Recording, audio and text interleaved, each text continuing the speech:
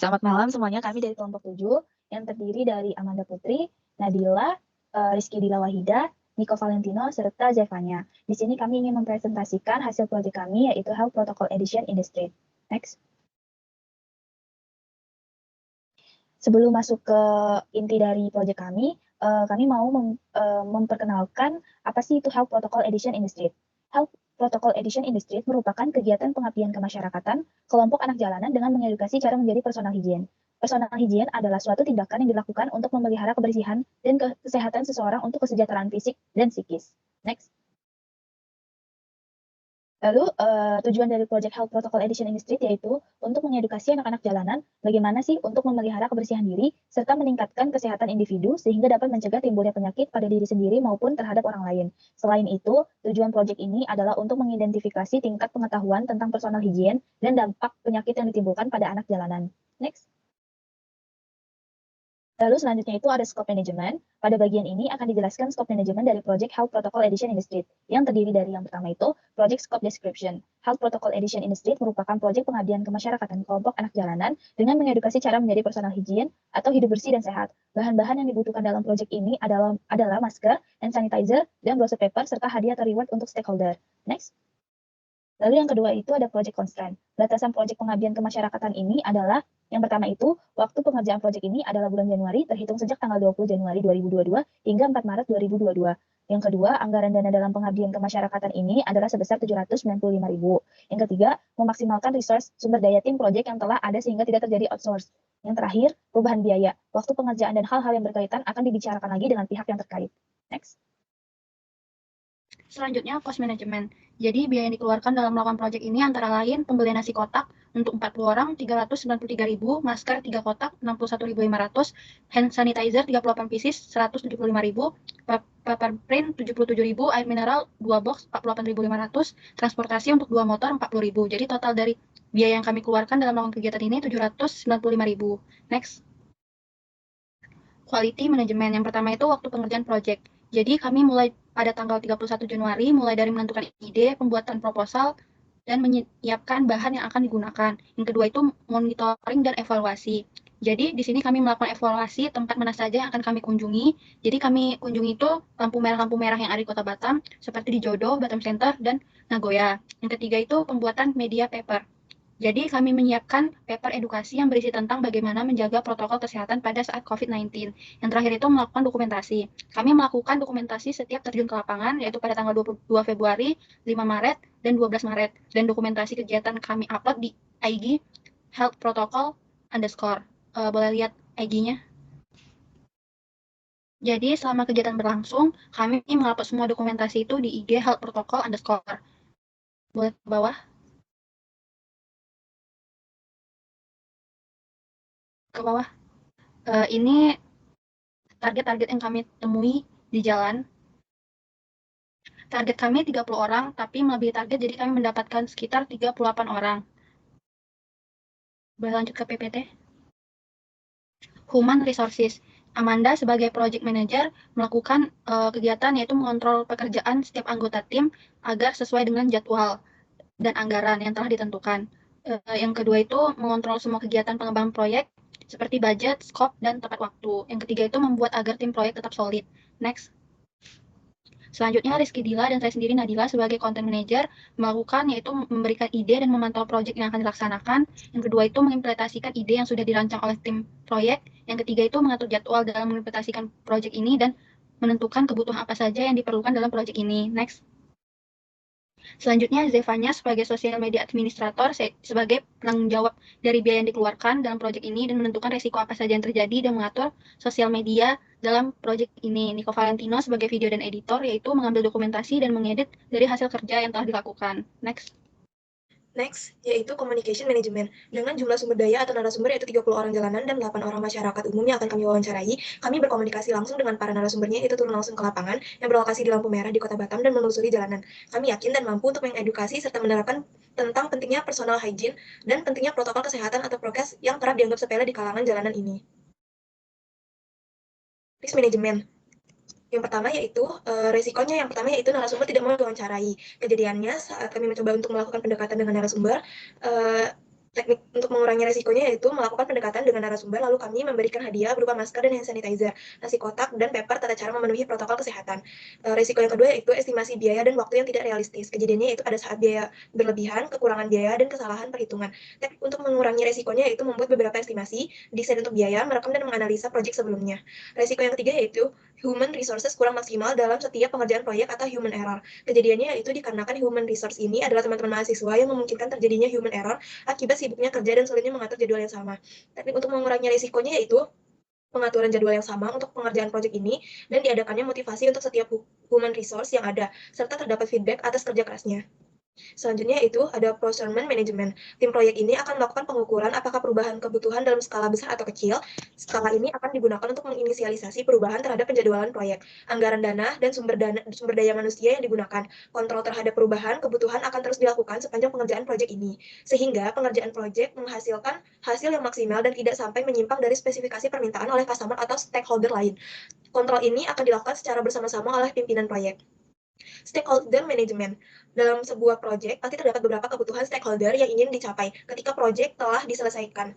Dalam proyek Health Protocol Edition in the Street ini, terdapat beberapa kebutuhan stakeholder antara lain pengemis, pengamen, pemulung, tukang parkir, penjual koran, serta badut jalanan. Target yang kami capai dalam proyek ini adalah 30 orang dan 9 orang masyarakat biasa. Berikut ada video yang kami buat pada saat kami melakukan kunjungan ke lapangan. Silahkan ditonton.